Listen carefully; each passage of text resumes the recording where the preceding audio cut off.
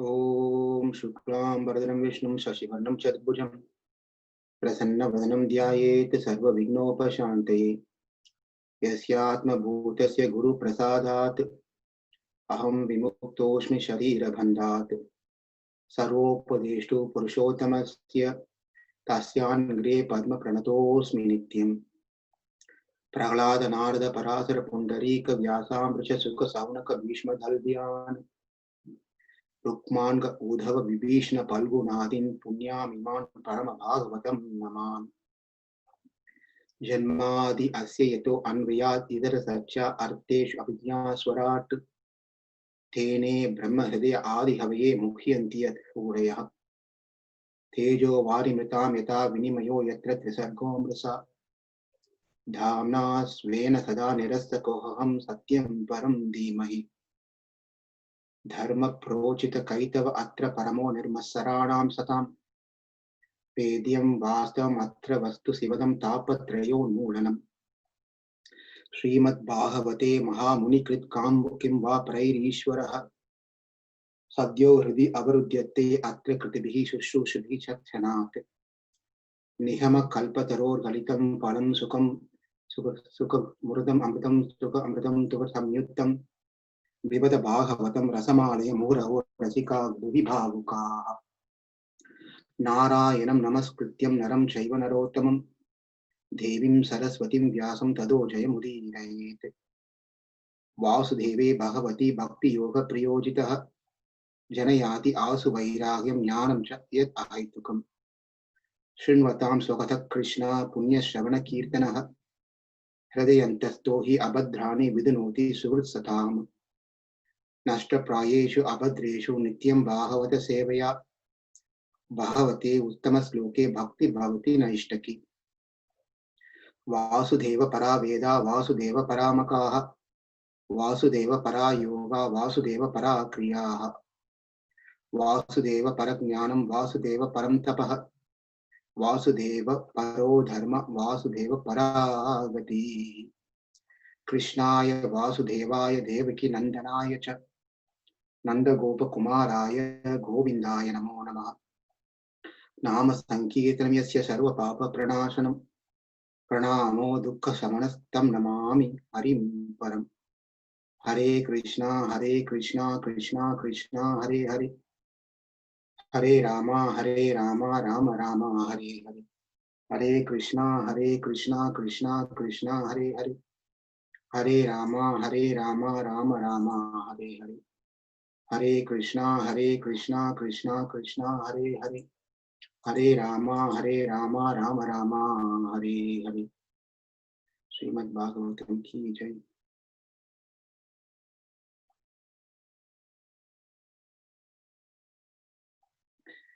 Hare Krishna, Namaste. In the last session, we discussed about Vritrasura's previous life, where he was a king, Chitraketu, because of the curse that he received from Mother Parvati.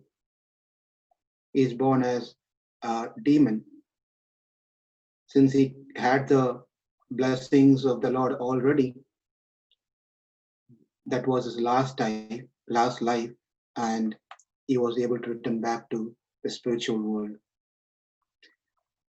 Many times in our life, we might be thinking about certain things as why we are going through certain difficulties in our life, but we only see a portion of it.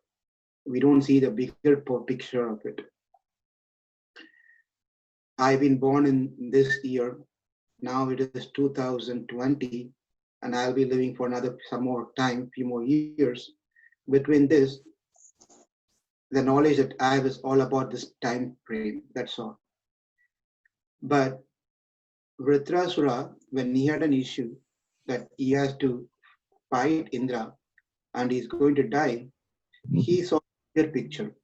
He does not see, I'm son of Tvashta, and I'm born now. Now I'm suffering, my hands are cut off, I'm going to die now. So he didn't see the smaller picture. He saw the bigger picture.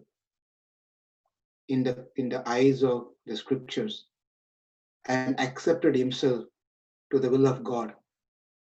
Likewise, the message for us is also that if we start only thinking about current situation of our life, then we are very having a narrowed vision of everything.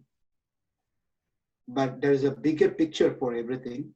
It is just a small part of, if you take in the movies, they have a big role. Now everything is digital.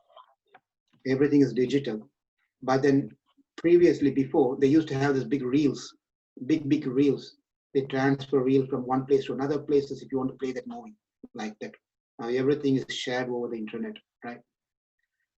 Now, if you take the reel and you can see the reel like this, and it's each one is a small one picture.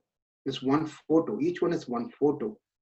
But when these photos are run at rapid speed, then you don't see as one photo, then you see as a continuous motion of an activity. But if you stop it, then you only see a person like this or like this, something like that.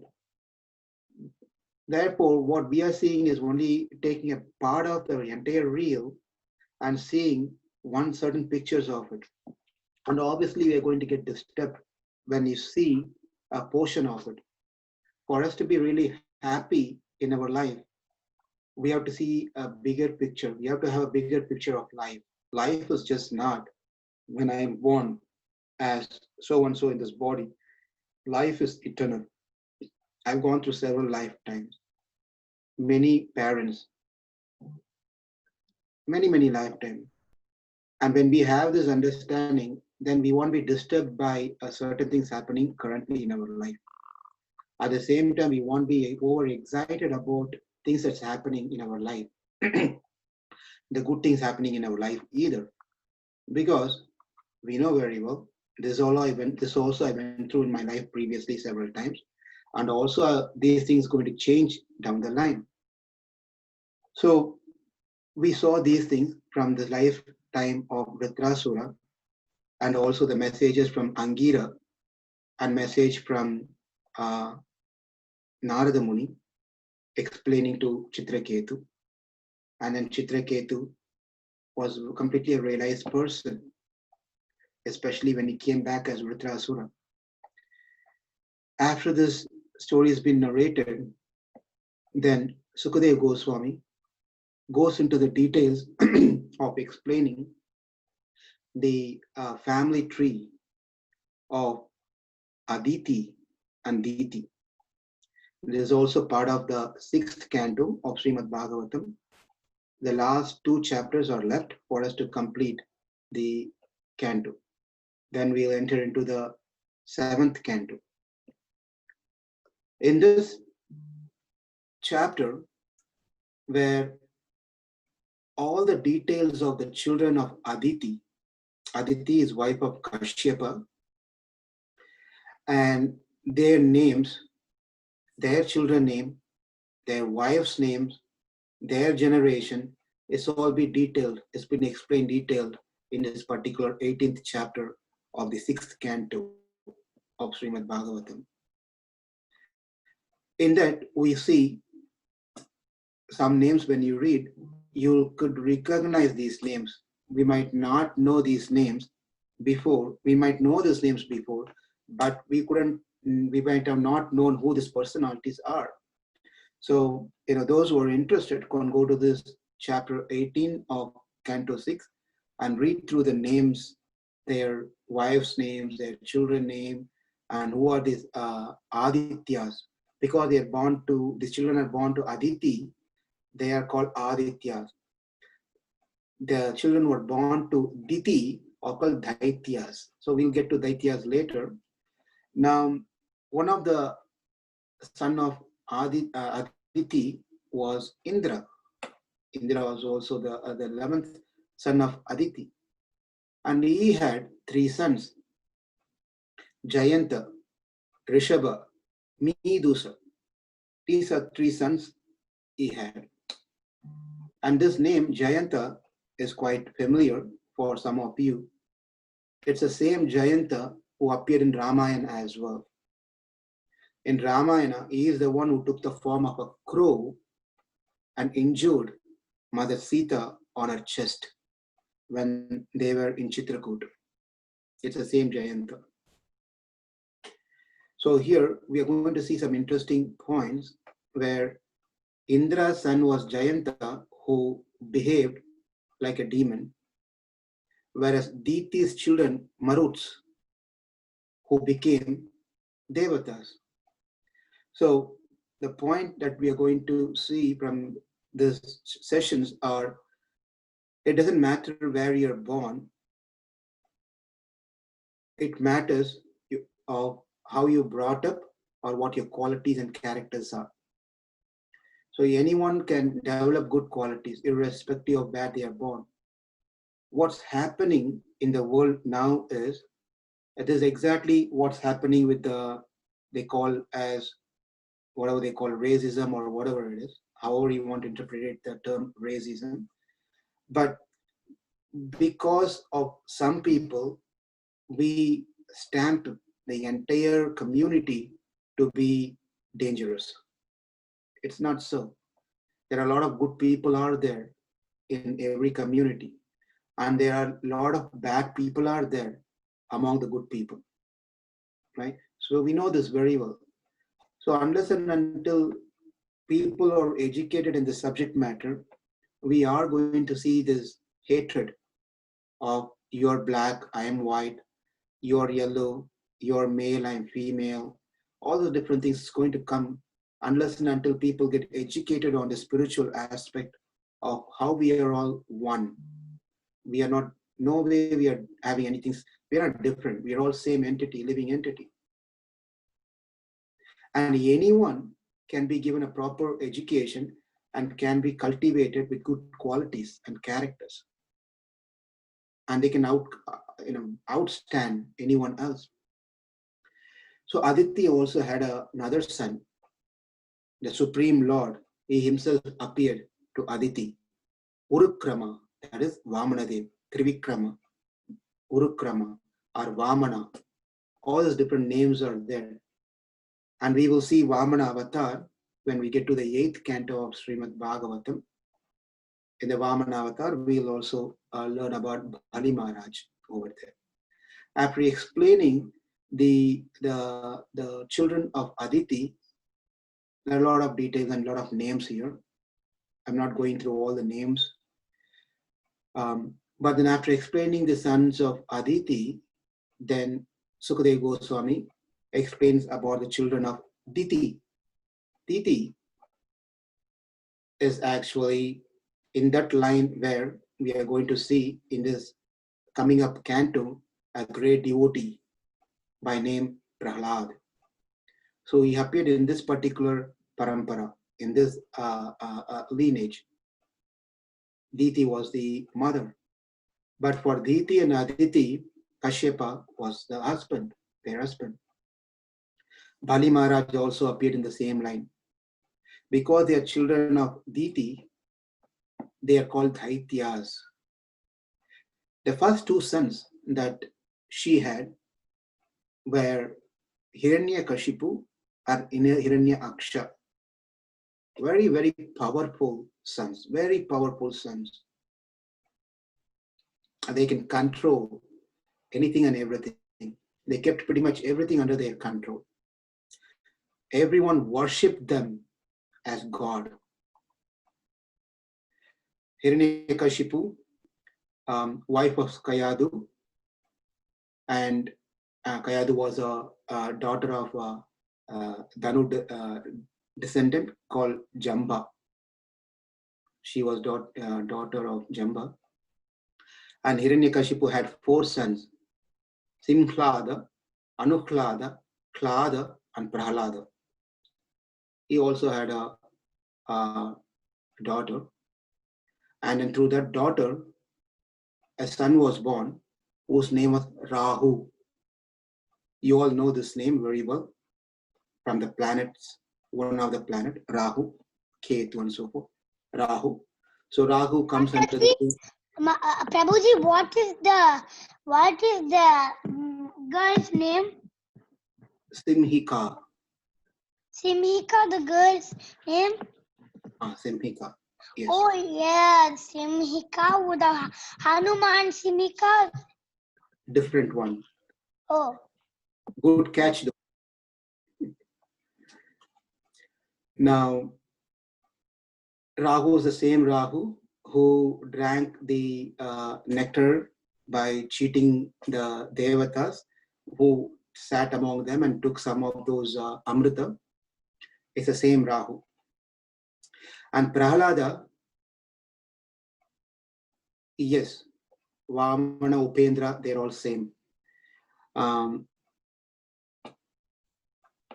Prahlada had a son whose name was Virochana. Virochana had a son whose son was Bali Maharaj. And then Bali Maharaj had a son called Banasur. And we'll see all these asuras and their stories as we go. But they're all completely being protected by the Supreme Lord. Even though they've been born in the family of demon, starting from Prahlad, Hiranyakashipu was the last demon who was killed in that lineage. But then after that, everyone was saved. And Diti also had 49 sons who became the demigods. They are called Maruts. And Sukadeva Goswami was narrating these names and children of Diti. And Parikshit Maharaj asked that how is that being a demon, how was that these 49 children of Diti, Maruts, have been elevated to the position of Devatas? How is it possible? How can they become in charge of certain things? So Sukadeva Goswami explains the story, saying that the Supreme Lord, Narayana, killed Hiranyaksha and Hiranyakashipu. After that, Diti became overwhelmed, full of lamentation, anger, and she was just can't bear anything any further because her children were killed. Both children were killed. So she was thinking to herself that what type of person is this Indra? Because of Indra, he wanted to hold on to his position. To satisfy Indra, the Supreme Lord descended and killed Hiranyaksha and Hiranyakashipu, my two dear sons. And it's all because of Indra, because of his enmity. He is only interested in material gains. He is ready to do any abominable thing to enjoy his kingdom. He doesn't understand the body is not eternal. He considers he is going to live forever in this body. Therefore, he is doing committing all kinds of madness, mad activities. So I have to teach this Indra something. Have to correct him. The only way that we can do is he's not going to get corrected because Indra always makes mistakes. So therefore, the best way is to finish him. We have to kill Indra. So therefore, Diti was thinking that she will have a son where the son can kill Indra. So she approached her husband, Kashyapa, and she served her husband very nicely, took care of his all needs, did all sort of menial services. At the same time, she dressed up very nicely, very attractively.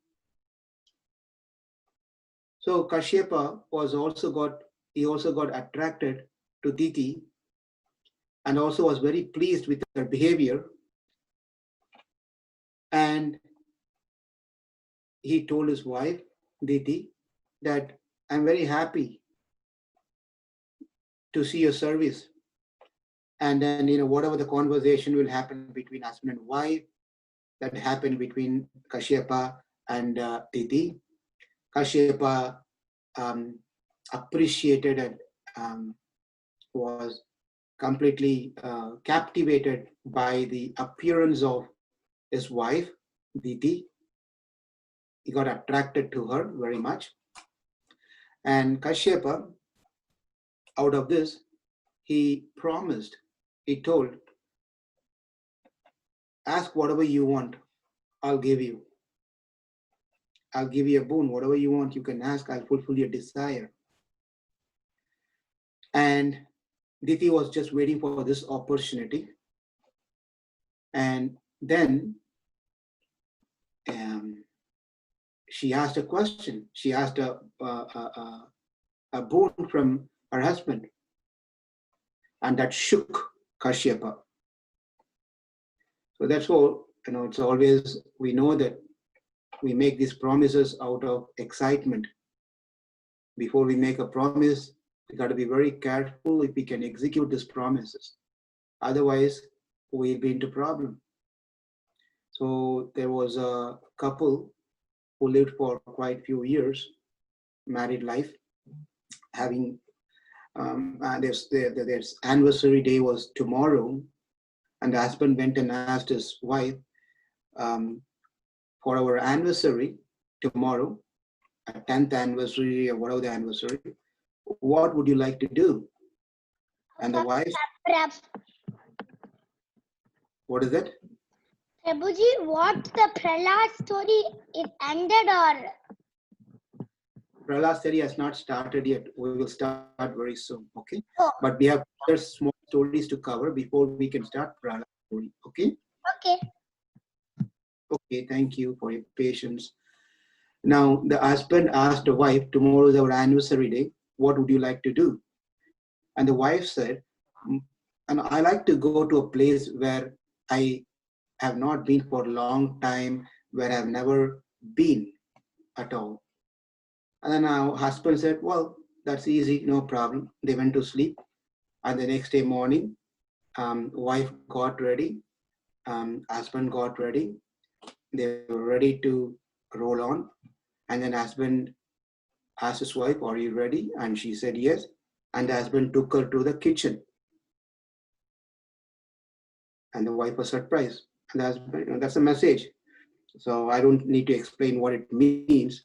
So likewise, Kashyapa Muni also, out of his excitement, he promised his wife, Patirevahi Narina Daivatam Paramam Smritam Manasaha Sarva Bhutanam Vasudevaha Shriyapatihi. It is said that wife should worship husband as good as Lord Vasudeva, Vishnu. And Diti was exactly doing the same thing. She was considering her husband to be the Supreme Lord and serving him to the best. And then after that, when Kashyapa asked, what would you like to have? And she asked, my dear husband, I lost my children, so I like to have a son. Well, that's not a big deal. I can bless you with a son. Well, there's one condition to that one. What is the condition? The son that I'm going to get from you should kill Indra. And then at that point, Kashyapa just hit his head.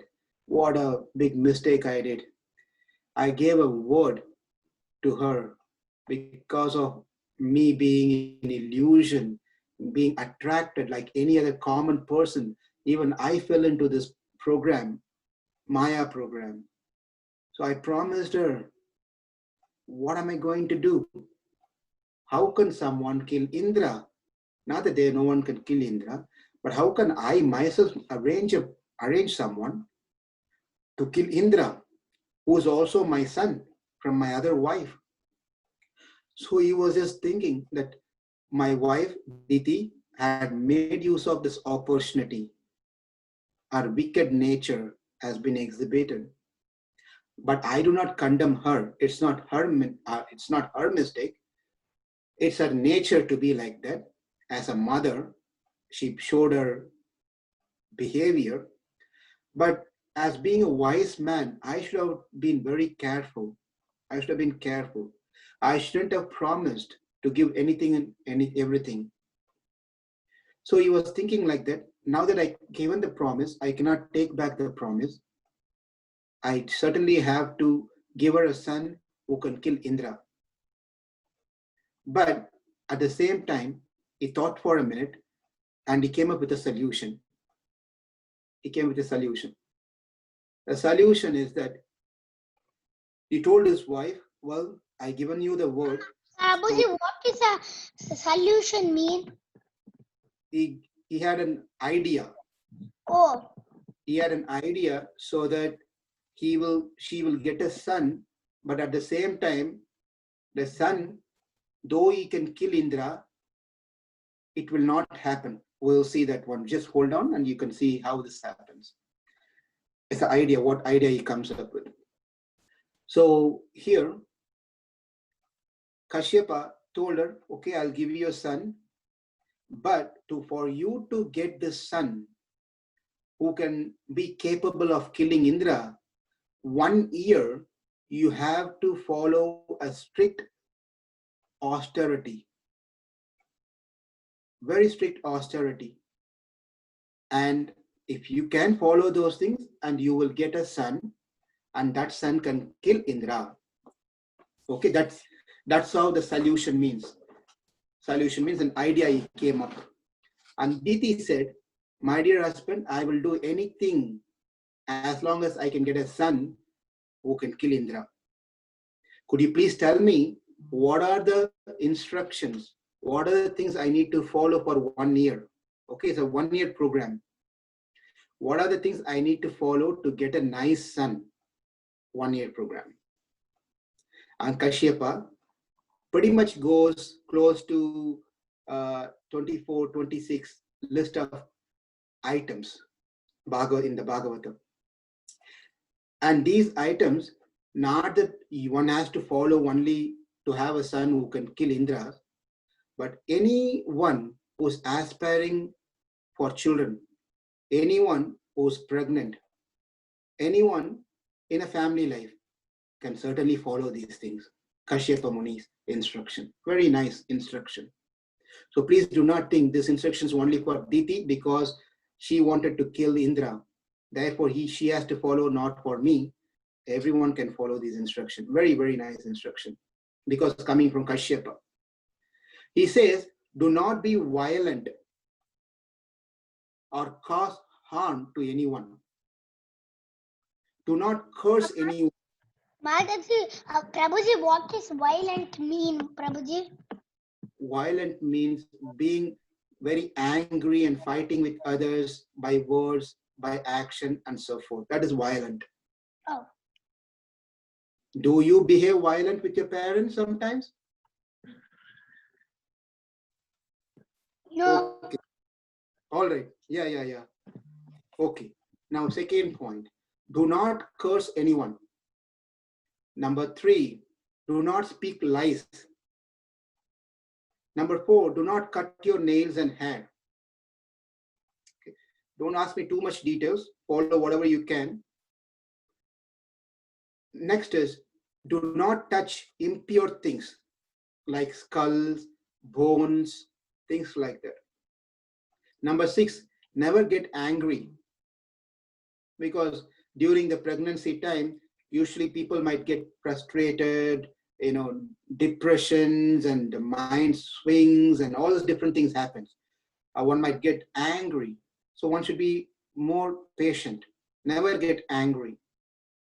Do not even speak to people who are wicked-minded, bad people. Do not associate with this wicked-minded people. Never wear any clothes, dresses, which is not clean. Always wear a properly washed, clean cloth every time, every day. Do not put a garland or a flower which is worn by someone else. But the garland from the temple, we can always wear, that is prasadam. Never eat leftover food. Okay? Never eat others' food also at the same time. Never eat food that is offered to Kali. Because why one should not eat food offered to Kali is because usually people do bali, meat, all those animals, they try to do bali. Therefore, one should not eat food that's offered to Durga, Kali. Do not eat anything brought out from untouchable people who are not clean. We should not take food from them. And do not drink water from an unclean place. And after eating, one should not walk out the street without washing your mouth, hands, and feet. And it is a practice. After you eat, you have to rinse your mouth, you have to wash your hands, you have to wash your feet.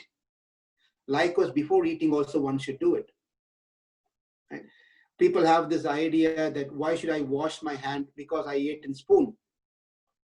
But the spoon has already touched the mouth. There's a connection, samyoga. There's already connection happened. It means your hand is already contaminated. Therefore, we have to wash our mouth and hands irrespective of how you eat. Now, one has to decorate themselves very nicely during this period. You should not leave the house crying, with anger, or not properly dressed up, things like that. And one should always wear clothes dressed up. One should not be without dress at any point of time. And one should try to raise before sunrise, and after sunset they have to go to bed. They should not sleep after sunrise and before sunset. The list goes on, many lists, but you can read this session. But these are the important things of how a person who's conceived should have to take care of themselves very nicely and be more spiritually oriented, engage themselves spiritually as much as possible, and prepare themselves to accept a new soul into the family where they can give spiritual guidance. And this all happens with the help of the other family members. It's just not one person program. The husband, the mother-in-law, and father-in-law, whoever is present, they all have to cooperate and help to receive this wonderful child within the family. And this is called Pumshavana. And if you follow this for 1 year, you will get a son. And this son will be able to kill Indra. And Diti became very excited, very happy. She said, I will do anything. I will do everything perfectly as you said. I will certainly do it. And then Kashyapa blessed her, and she was conceived, and she started following the program, Pumsavana program. But Indra knows all this thing, what's going on. Indra also knows that Diti is doing Pumsavana, purificatory program, ceremony, to get a son to kill him. He knows this very well.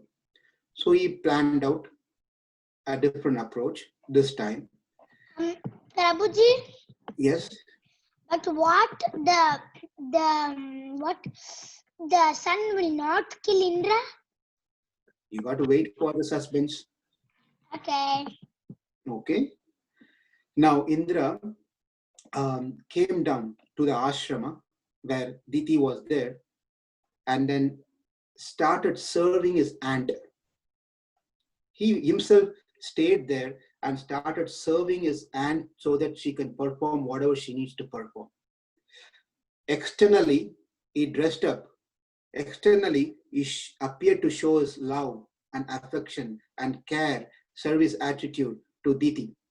But internally, he was waiting for an opportunity where Diti will make a mistake in the procedures that Kashyapa Muni gave, so he can take advantage of that moment.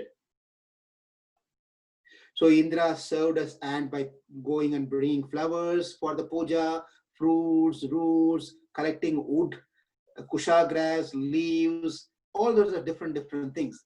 He collected everything and gives his aunt, and the aunt performs the puja, and then he cleans the place, everything very nicely. He does. The hunters, they dress up like, they dress up the deer, they wear the deer skin around them so that the deer thinks that this is part of their family, and they will come closer, they capture the deer. But they dress up like a deer so that the other deer does not feel this is some other animal or some other being. Likewise, Indra also dressed up externally to show himself that he is part of Diti. He's going to help Diti. He's going to take care of her pregnancy, etc., etc. But internally, his idea is to destroy Diti's program. But days were getting closer.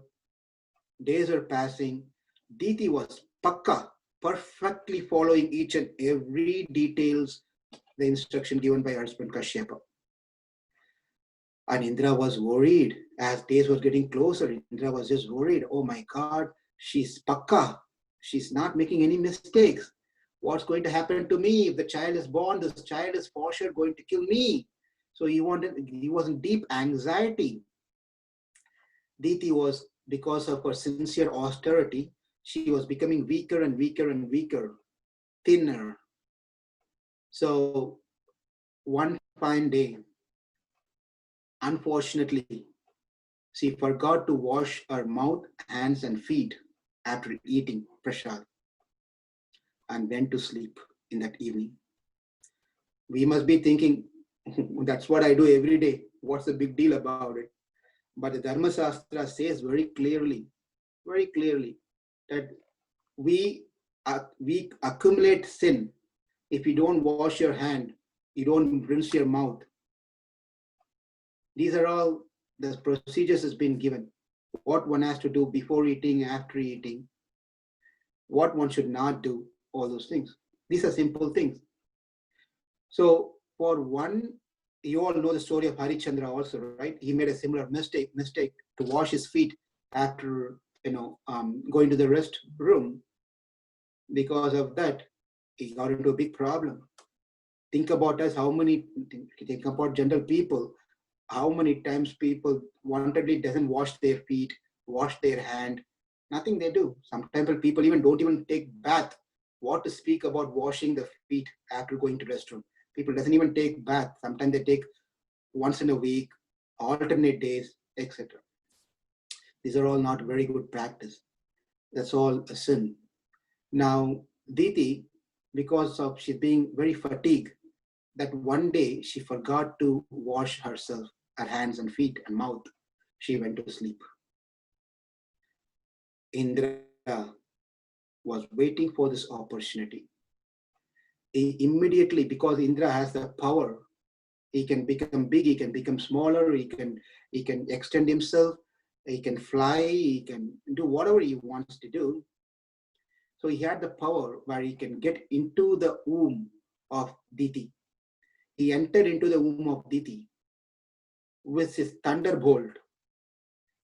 He cut the embryo into 7 pieces. He cut the embryo into 7 pieces. After entering into the embryo, he cut the child into 7 pieces. And the children started screaming. They started crying, don't kill us, don't kill us, don't kill us. But then Indra said, do not cry, do not scream, do not scream. And they were not quiet. And then what he did is, each one of them he cut into 7. So there was one was cut into 7. Because they were screaming, he cut each one into another 7. Therefore, finally what happened was 49 children were born, right? 7 by 7, 49 children were born.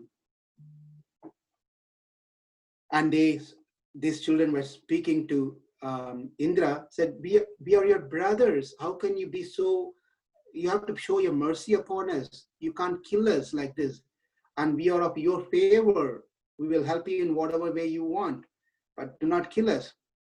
And then Indra also realized that he should not kill these children.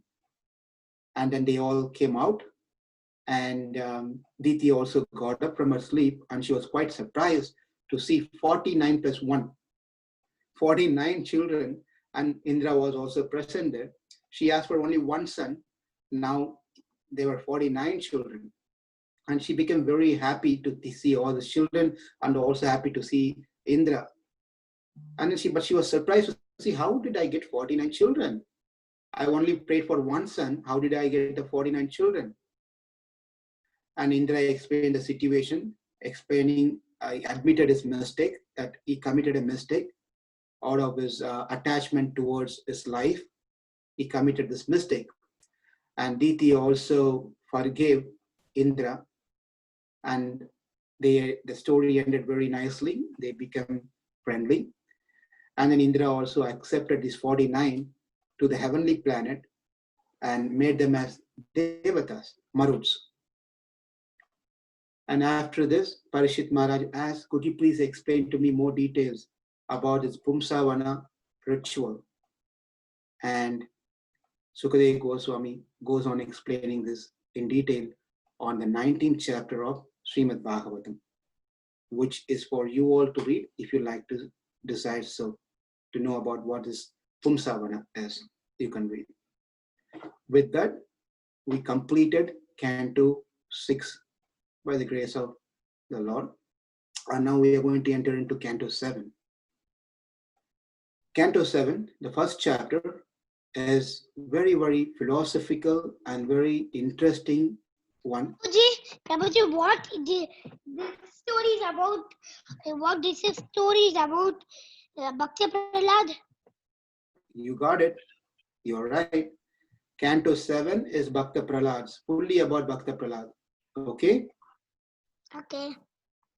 So now, before we get into the story of Bhakta Prahlad, there are introduction that we are going to see, and then we will see Bhakta Prahlad story. In here, Parikshit Maharaj asked a question to Sukadeva Goswami. Samaha priyaha sugrat brahman bhutanam bhagavan swayam indriyasyate katam daityan avadhit vishama yata vishamo yata. He asked a very beautiful question. Very, very beautiful question. He asked this question to Sukadeva Goswami. Well, God is well-wisher of everyone. He is equal to everyone. He is kind to everyone. But how is that? Indrasyate katam dhaityan. Vishamo yata. Yata means how. How is that? Vishama buddhi. Vishama buddhi means showing partiality, differences. You treat your son somehow, you treat your neighbor's son somehow, right? You give the best thing for your family, you give the worst thing for the others. These are called Vishama buddhi. Vishama buddhi. Preserve something best for you and give the worst to others. Or thinking only good for you and bad for others. All these things are falls under Vishama buddhi. Now, Parishit is asking, how is that? Itinaha sumahabaho narayana gunan prati samshayah samahan jatas tat bhavam chetum arhati. He says that how is that Narayana, the Supreme Lord, Father of all living entities, can show partiality? How can he be partial to Indra? How can he be partial to Dhetis, the son of Diti? Why is he doing that? He should be equal to everyone. He's always trying to help Indra, and he's always trying to kill the demons. Why is doing like this? Vaishamya nairgrinevana sapakshetvat. In the Vedanta Sutra, it is this particular statement sutra has been mentioned, where it said the Lord does not have this mentality of differentiating people or showing partiality to people. He's free of partiality. He's free of envious nature. He doesn't do any of these things. Now, later in the 10th canto, also we will see where Krishna discusses this with gopis, this Vishama, about the Vishama buddhi. where, there are three classes of people who try to do something. Number one, Krishna says this to gopis. Number one who does good for those, does good for him. I help you because you help me. Therefore, I help you. Second category of people is, I help only good people. You are good, therefore I'm helping you. That's the second category of people. And the third category of people is one, I help irrespective of the other two factors that we just saw. That is, I help you not because you are good. I help you at any cost. However you are, it really doesn't matter for me. Number two, I help you not because you helped me in past, or not because you will help me in future, but I still help you. So that's the third category of people. Three categories of people that we have in the world who are in the program of doing good for others. I want to help you because you helped me in the past, my dear friend, or you might help me in the future if I help you now. I want to help some people because they're good people. The Indians are very good people. I want to help them. What about, what about Pakistanis? What about Chinese? What about Iranis? Well, no, I don't. They're not my people. They're not good people. These are Indians. I will help. I'm American. I'll help America. Right? These are the second category. Whereas third category of person, it doesn't really matter whether you're Indian or Australian or Chinese or Pakistani, whether you're a good person or a bad person, whether you'll help or you will not help me in future. It doesn't matter for me. My program is to simply help others. Krishna explains, we'll see this one when we get to the 10th canto. My program is simply to help others. That's all my program is. There's no any agenda behind why I want to help others, which is greater, which is great. So God, if humans should behave like this is the point that Parikshit Maharaj makes. If humans themselves should have this, come to this platform, then God, who created everything, how should he be?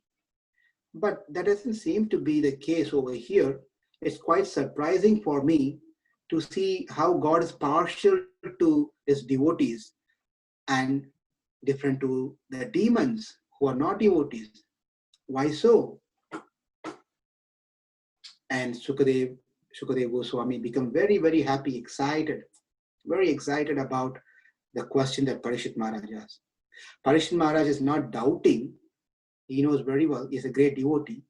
There's no problem in asking questions for our own clarity, for understanding.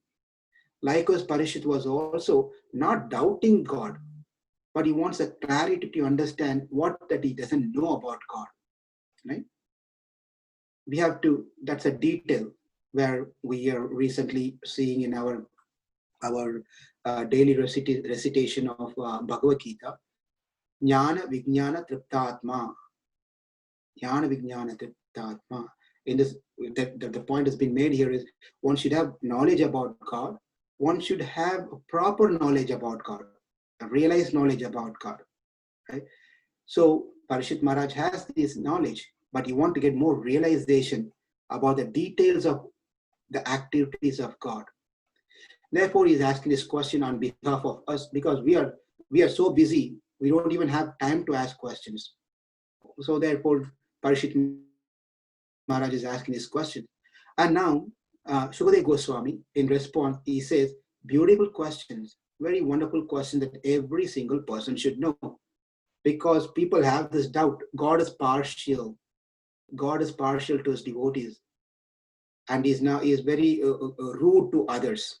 Because you see, he killed Kamsa, he killed Hiranyakashipu, he killed Hiranyaksha, he killed all those different demons that comes in Krishna Leela, Ravana, Kumbhakarna, Indrajit. You can just go on by so many names, right? Whereas other people, he gives kingdom, takes care of them very nicely. So therefore, Sukadev Goswami said, well, I will explain to you. The same question has been asked to Narada Muni by Yudhishthira. I will explain that to you.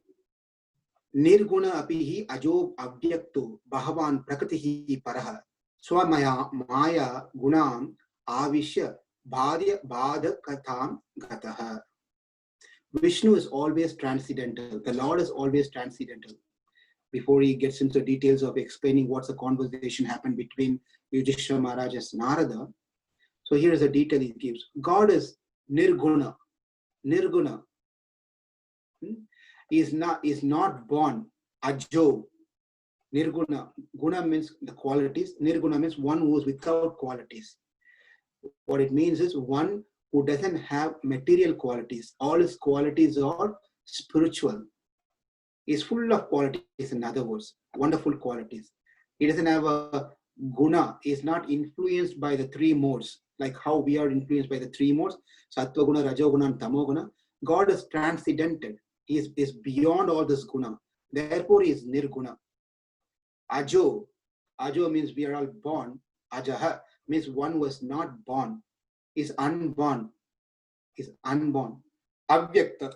Vyakta, avyakta. Where he doesn't have a material body, unlike us, because of which one gets into the liking and disliking. So because we have the body, so let's understand this one. Why we like something and why we don't like something, right? What I like, you may not like. What you like, I may not like, right? What makes all these things? Answer is that it's as our vasanas, the impression that we are carrying makes us certain things in our mind program to tell us that this you like, this one you don't like. But the vasana cannot by itself start working on Atma. For the vasana to get executed to influence the Atma, Atma should be residing in a body. It should be in a body.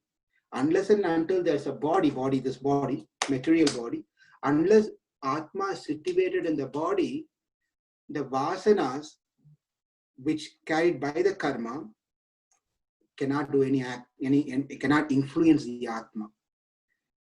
But the Supreme Lord does not have the body like us. Avyakto, Bhagavan, Prakriti Paraha. Paraha. That means the Lord is beyond this material body. He doesn't have any material body like us. And there's no any obligation for him. We have a lot of obligation in our life. But the Lord does not have any obligation for that matter. In the Bhagavad Gita, Arjuna, the whole discussion of this particular chapter, this section, is very nicely covered in the 4th chapter of Bhagavad Gita. The Jnana Yoga section of Bhagavad Gita, where Arjuna asks the same question. Aparam bhavato janma param janma vivasvataha katam etat vidyaniyam tvam ado proktavan iti. He asks this question to Krishna, that my dear Krishna, how is that you have instructed this yoga system to sun god Vivaswan, and Vivaswan instructed to Manu, and the father of mankind, and Manu to Ikshvaku? How is that possible? Sun god is by age very senior to you. How can I understand that you instructed this to Vivaswan? And Krishna explains in the series of slokas in response to this question. He says, Bhauni me vyatitani janmani tavacharjuna tani aham veda sarvani nattam veda parantapa. He says that many lifetimes you and I have gone through, Arjuna. But tani aham veda sarvani nattam veda parantapa. I know everything. I know the previous life. I know the current life. I know what's coming up in the future.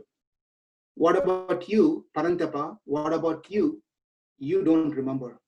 You forgot. You don't remember these things. Ajo api san avyatatma. Bhutanam ishwaro api san. Prakritim swam adhistaya sambhava Sambhava Myatma Mayaya. Here he says the same thing to answer Arjuna's question that my appearance is not like your appearance. That's a reason I can understand the past, present, and future because I'm not influenced by the Prakriti. I'm not born like you. I born out of my own Icha, my free will. Therefore, in these sections, going on to the other slokas of the same thing, where Krishna says, Yada yada hi dharmasya glanir bhavati bharata abhyuktanam adharmasya tadhatmanam srijamyaham paritranaya sadhunam vinashaya cha dushkritam dharma samsthapanarthaya sambhavami yuge yuge. So these 4 slokas are very important slokas to answer all this question. That number 1 question is birth. Krishna's birth is not illusion. Krishna is not a magician. Krishna is real. Krishna is a true personality. Many people think that Krishna is made up. He's a politician. He's a magician. It's not so. He's real. He's not an illusion. And Krishna's body is also beyond the material modes, unlike us. It is not made of 3 modes, or it's not made of the Prakriti, like how our body is made of 5 elements, earth, water, air, fire, ether. His body is not made of any of these things. None of these things. And cause of his birth is not because of karma, not because Krishna had some karma, therefore he has to be born as son of Vasudeva and Devaki. Rama had karma, therefore he has lost his wife and have to cry because of his karma. No, that's not the thing. That's not the case. So why did you appear then? Why did you appear as Rama? Why did you appear as Krishna? What's the purpose behind it? Well, the purpose for me is to the dharma, establish the dharma, and annihilate the miscreants and protect the sadhus. So Sukadeva Goswami was explaining these things to Parishit Maharaj. And he was just saying that whether it is bad people or good people, you should know that God doesn't see any differences. How do you know that? Because he is situated as Antaratma. Antaratma, the Lord within our heart, is situated in good people also, in bad people also. In the Devatas, in Yakshas, Rakshasas, any other species that you can think of. Not only living entities, even in non-living entities, the Supreme Lord is present. Now, even in non-living entities, Supreme Lord is present.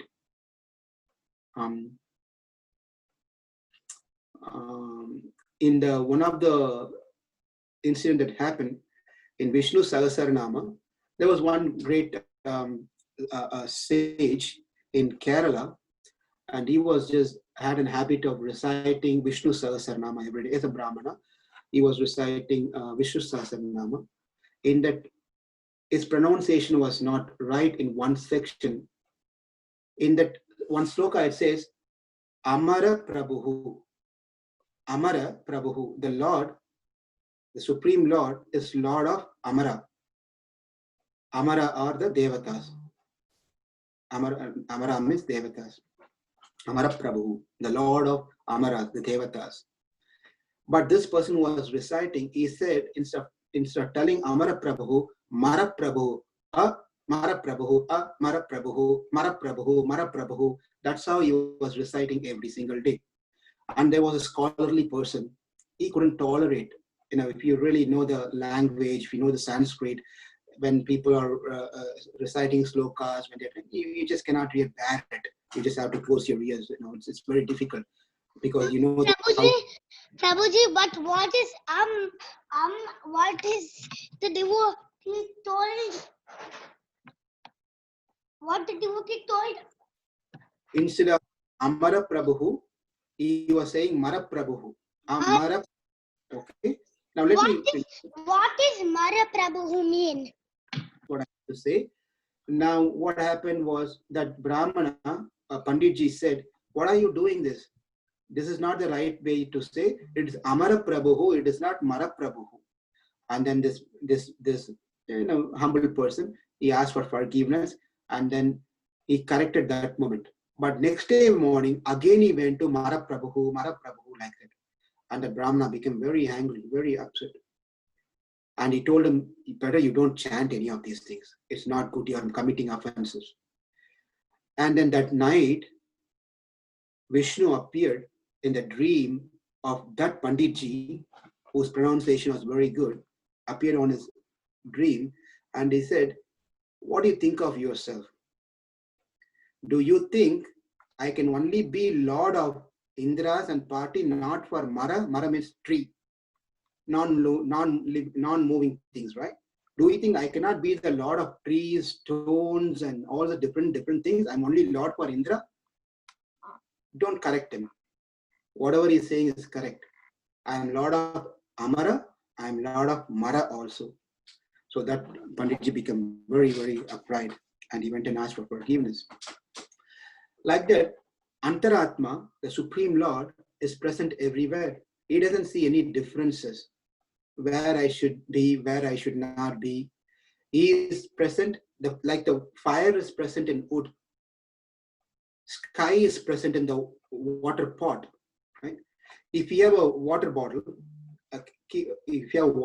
whether it's a closed water bottle or a open water bottle, you have a water bottle, it's empty. The question is the water bottle really empty? Well, it depends on what you think should say that as not empty.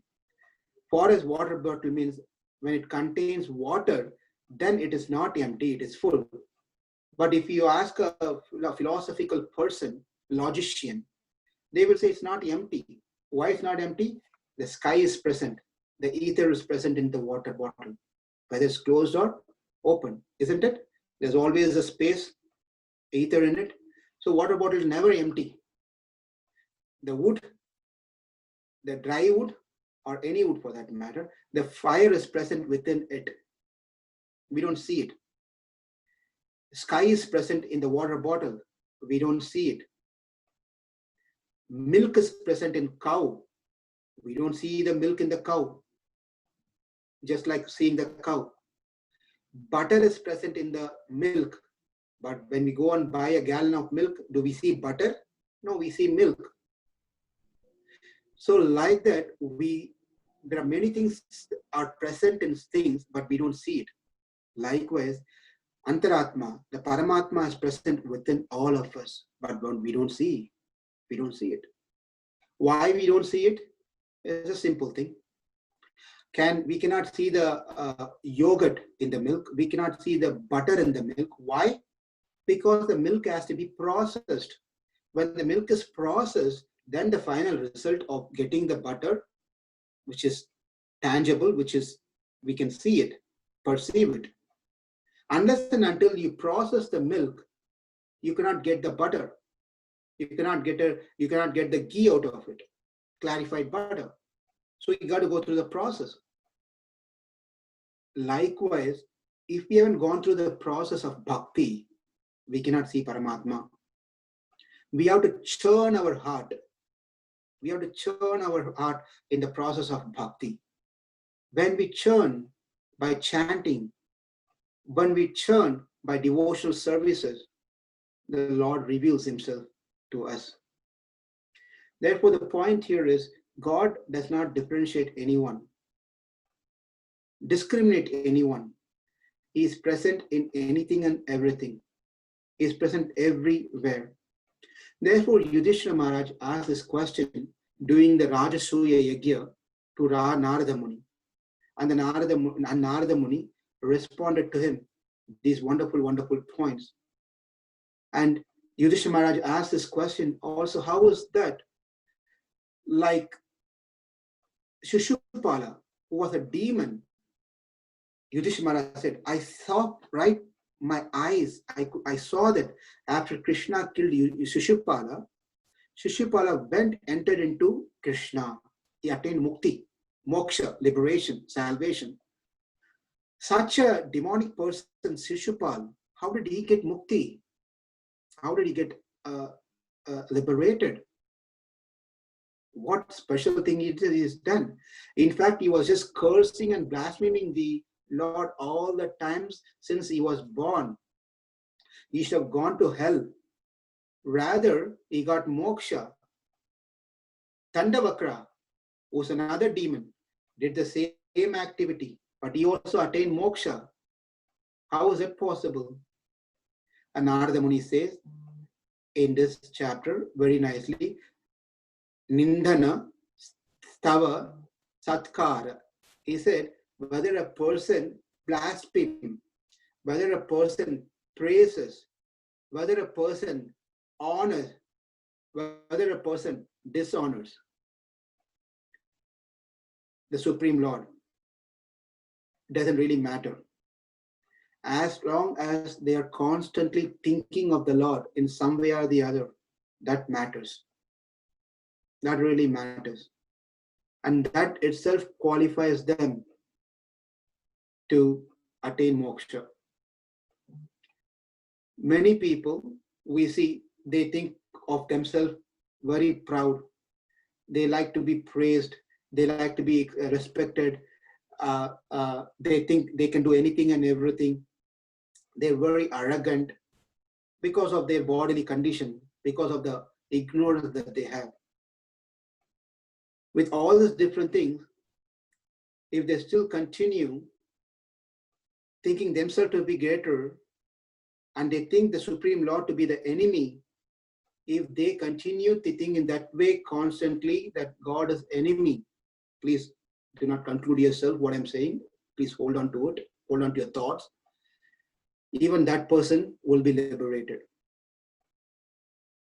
Idam adhya maya labdam imam prapsya manoratam idam astidam apime bhavishyati punardhanam aso maya hata shatruhu anyashe chaparan api ishwara aham bohi siddho aham balavan sukhi adyo abhijanavan asmi honasmi sti adursho maya yakshe dhasyami modishya idyasyana vimohitaha. In the 16th chapter of Bhagavad Gita, Krishna says how usually people have this egoistic mentality that I am wealthy, I am great, no one can do anything to me, everything under my control. I can control everyone. If I want, I can kill anyone, or I can give mercy to anyone and save anyone. So these people think like that. They are called demons. They don't consider anything good at all. But when it comes to Krishna, the Supreme Lord, for him, he doesn't have an enemy. He doesn't have a friend. Prabhuji? Yes? That is the truth, that God can do that. So why they call demons? Yes.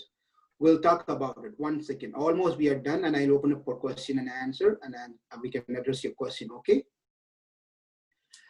Now, the Supreme Lord is free of these differences, but the message here is that Lord reciprocate how we approach him.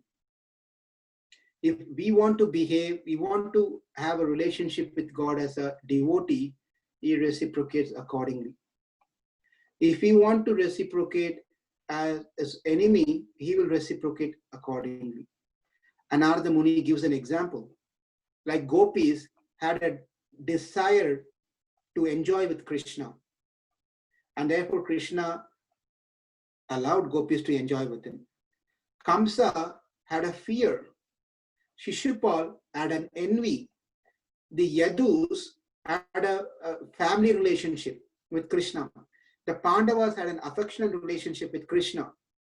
The devotees had a devotional service attitude. So you can see all the difference, how different people want to approach God. And according to how we approach, he reciprocates with them accordingly. He does not interfere in individual program.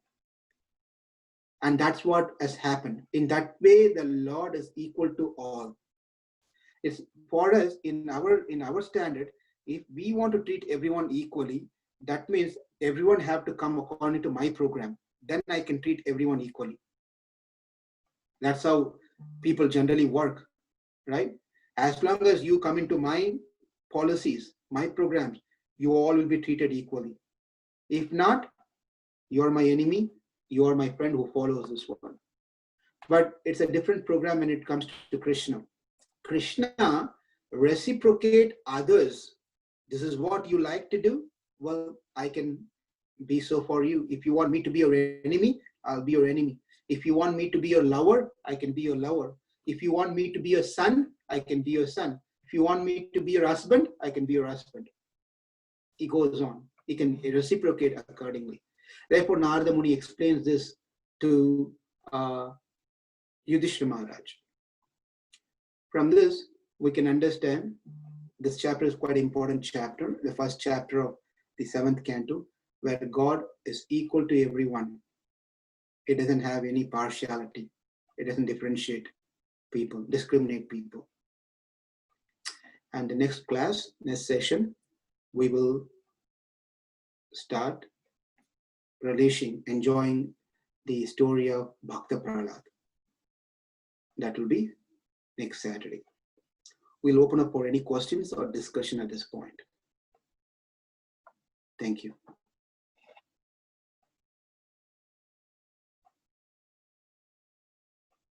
Prabhuji, Yes. so I have a question. Yes. What the Bhakta Prahlad story will start from tomorrow? From next Saturday. Oh.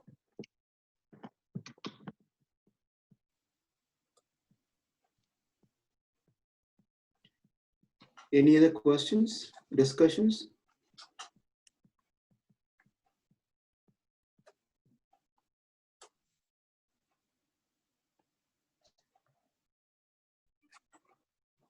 Hare Krishna, Prabhuji. Mm. Prabhu, this is Padmashadas. Prabhu, in the initial, before we start the story of Prahlad Maharaj, you ended up with the Canto 6, the story of how Indra divided the embryo to 49 pieces and then also took birth along with those embryos from Diti Mata. So 49 plus 1. So indirectly, can we understand that he is also now be treated as son of Diti, although he was actually the original son of Aditi. Took birth from Aditi. In that, I'm just trying to relate, like how he now related to Diti Mata in motherly relationship. Yeah, you can consider that, but nevertheless, he did. The purpose is not that. Purpose was different. Because of his power, he is able to enter anywhere and exit from anywhere. So that's all we have to take it from here as a message. Then seeing in another aspect of now he becomes a son of Diti. But saying that is also not a wrong one, like how you interpreted it. There's nothing wrong in taking that angle as well. Okay. Sure, thank you. For example, the way that you are saying, that reminds me about Narasimha's avatar. Do you know, does anyone know who is grandmother of Brahma? Does anyone know who's the grandmother? I'm not asking mother. Grandmother of Brahmaji. So I'll tell. It is said by the sages, Brahma is also called Aja, right? He is born, but he is born from Vishnu. But he is not born. Brahma did not take birth like normal, like us, father and mother, due to father and mother. He didn't have a mother. For him, mother and father is all Krishna, Narayana. Then how can Brahma have a mother? Well, Narsimha Purana, in the Narsimha history, we will see, where did the Supreme Lord Narsimha appear from? Pillar. Pillar. That means the pillar becomes mother of the Lord. If the pillar becomes mother of the Lord, then if Brahma is son of the Lord, who is grandmother of Brahma? Pillar. Yeah. So Brahma had a mother. right? Right. So Could you please repeat? I didn't follow that. Pillar. okay, Padma Desha Prabhu is going to repeat that. Yeah. So so Brahma took birth from the like his name, like Prabhu said, the Aja is that he took birth from Vishnu, and Vishnu in the form of Narsinga they took birth from the pillar. So if we talk about the relationship, pillar is a grandparent relationship with Brahmaji in that way. Okay. Yeah. Thank you. So this is not related to your question. I thought it just came Oh. into my thought. It's like that. It's Something nice close about to what. it. Yeah. Okay, any other questions, discussion or sharings? Yeah, Prabhu, I have one question. So the boon was given by Kashyapa Prabhu and Kashyapa Mahamuni that the son will be killed to kill Indra. So it became 49 sons, and but the boon has to be whatever he has given, it has to be fulfilled. No? So why it was not done? So Well, normally, yeah. only if the Pumsavana is completed without any mistakes. He put a condition there. He knows that. That's why that's a solution he found, right? I was just saying. That's a solution. He knows that it's very hard to follow these things perfectly. There will be mistake. So because she couldn't complete everything, that boon got nullified of killing Indra. Rather, they became friends of Indra. Okay. I think I missed the part of it. Thank you, Prabhu. Hare Krishna Prabhu. This is Veena. Yes, Mataji. I have a question, Prabhu. So, the death of Shishupal, when he died, he merged into Krishna, as you said. And so how the death of Shishupal is different from the death of any other devotees like Arjuna, or both of them attained moksha, right? Yeah. So as I was just saying, that 2 points are important here. The intention of a person, okay? Intention of person is that I want to be attaining the Lord. If that is an intention, how you attain the result, it doesn't matter. Whether it is a right, direct method or an indirect method. What Arjuna, Bhakta Prahlad, Dhruva Maharaj, all these great devotees did is one path. What Hiranyakashipu, Hiranyaksha, Kumbhakarna, Ravana, they took another path. Another path is, the idea is, are you remembering God or not? 24/7, all the time. Okay? That matters. So, let me ask you a question. When you love your children, but are you 24/7 thinking about your children? No. Okay. But we all know that you love your children. Now, let me ask you one more question. If I say something to you which disturbs your mind, I chastise you or tell something to you, will that event be more stuck into your consciousness, or your children affection and love will be more stuck into your consciousness? Which has more power of influencing you? Which one? The negative one. The negative one. Exactly. The negative one. That's a human psychology. Psychology is, we might have hundreds of good things around us, but one small thing, the bad thing, could ruin our entire day. Even though we might have everything else going very nicely. One person said one small thing could have spoiled our life, spoiled our day, right? Now, the route that Hiranyakashipu, Shishupal, they all took is the negative side. Negative side is digging going against the Lord will be more focused than being devoted to Lord. Okay?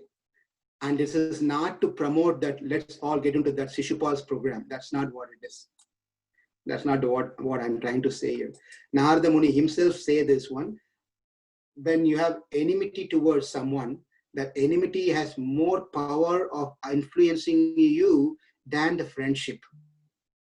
Therefore, Shishupal he got into that program of developing enmity because he want to attain moksha.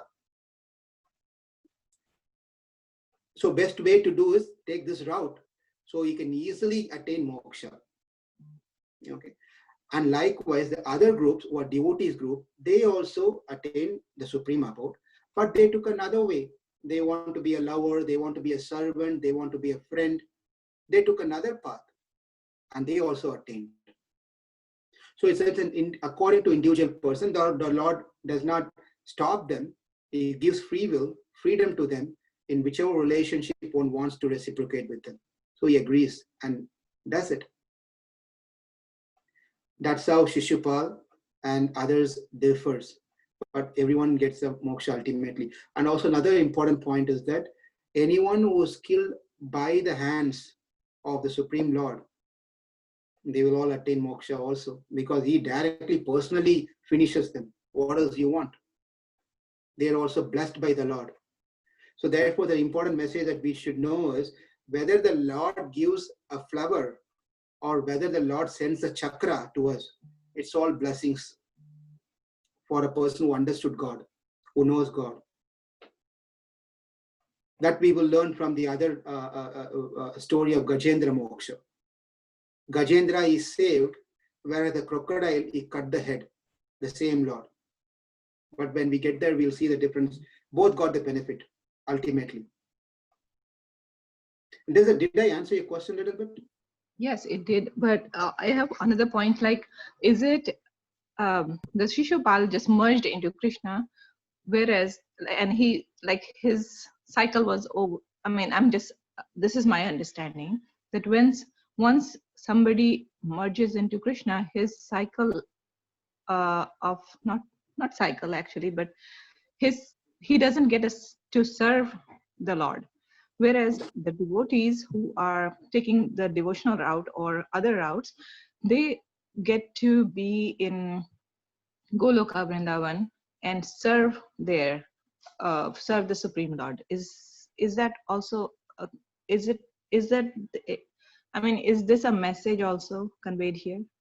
Looks like you're really reading Srimad Bhagavatam and Prabhupada puts very nicely. Otherwise, you cannot ask these questions.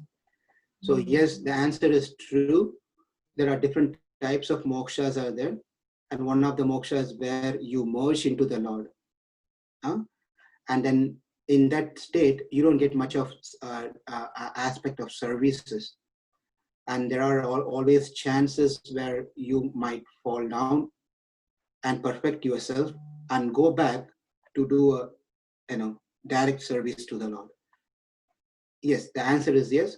For even though it appears that God does not show any partiality to anyone, but the moksha they get are different. So answer is yes.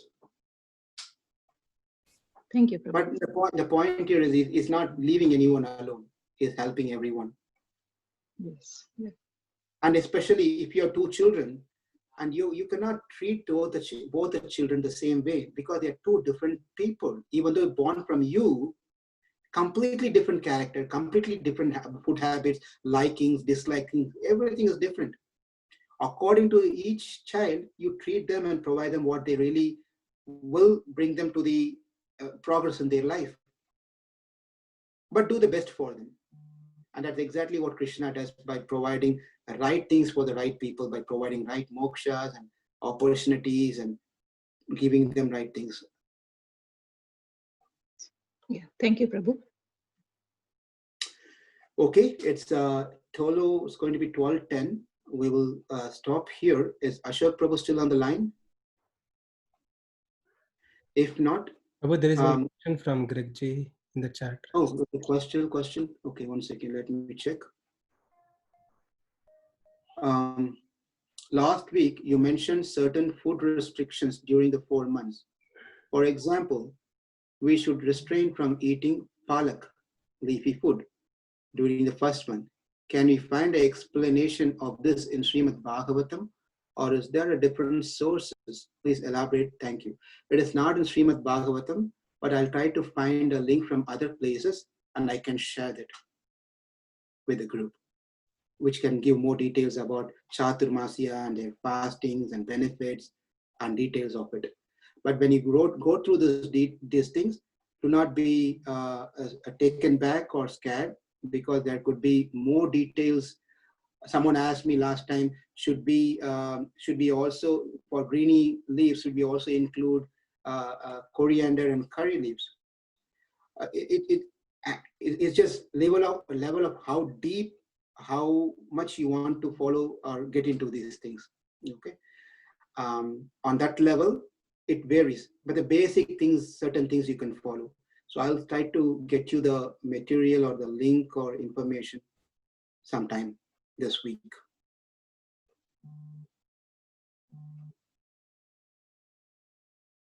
The devotee's path seems to be longer and tougher. But we have the companion with us. The companion is Krishna. Krishna is always with us, guiding us in our case.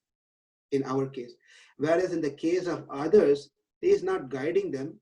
Certainly is okay in the way that they are, and he's going to take care of them as well. But when it comes to especially those who are devoted to God, even though it may appear longer, but he's constantly with them by side. And he's not going to let them fail.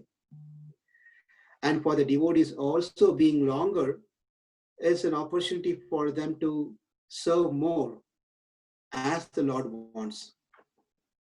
So let's not be disappointed or lose heart here, hope here. So Lord is always with us, and this very life can be a successful last life for all of us if you understand the message from Srimad Bhagavatam and develop that bhakti towards Krishna. This very life can be the last life for all of us, and that's a true statement. Depends on how much degree we take Krishna consciousness in our life. With that said, we can stop here and a couple of announcements. I've seen many of you are really sincerely giving your update on the chant log, the form. It's very inspiring for myself to see how people are really doing very nice, committedly their rounds. Whatever the rounds they are doing is appreciated. Thank you for taking up that one. And please continue doing that. As I said, doesn't matter whether it's 4 rounds, 2 rounds, 1 round, please log it over there and try to, as much as possible, increase as you can. And your chanting, I just want to make another point here. Your chanting, if you have difficulty in chanting, how to chant, it is taking longer time, you can just call me and we can have a separate session. It shouldn't be longer than 10 minutes. And there are audios and that's available where you can play it and you can chant along also. In that way, you are on track. That's the thing I want to say. If you're already chanting 16 rounds, still you can go ahead and log. The idea is after 4 months, we are going to report. This is not going to be shared to anyone. So don't be embarrassed or feel something like that. This is all for my record. Or I will take all these numbers and go to the temple, and in front of Krishna Balaram, I'm going to read out your name and tell the total numbers, not the rounds, total numbers that, 100,251 times Priya chanted, right? 255, whatever the number time, right? I don't know. Gopal chanted, something like that. So I'm going to report these things to Krishna. Krishna will be very happy to see your effort that you put for this four months. And again, the big number doesn't matter. Even a small number is fine. That's one thing. And the last point is, those who are not in our Bhakti, in our Srimad Bhagavatam group, please join that group. We also have a daily Bhagavad Gita, sloka by sloka. So you can hear to that also every day. And if you have any questions on the Bhagavad Gita, directly you can post it or ask me. Do not wait. Do not get lost with what has been told in Bhagavad Gita. With that said, thank you all very much. You all have a wonderful rest of this week, Krishna Conscious Week. And we'll meet again next Saturday to dive into the stories of Prahlad. Hare Krishna. Thank you. Forgive me for any offenses, and thanks for tolerating me.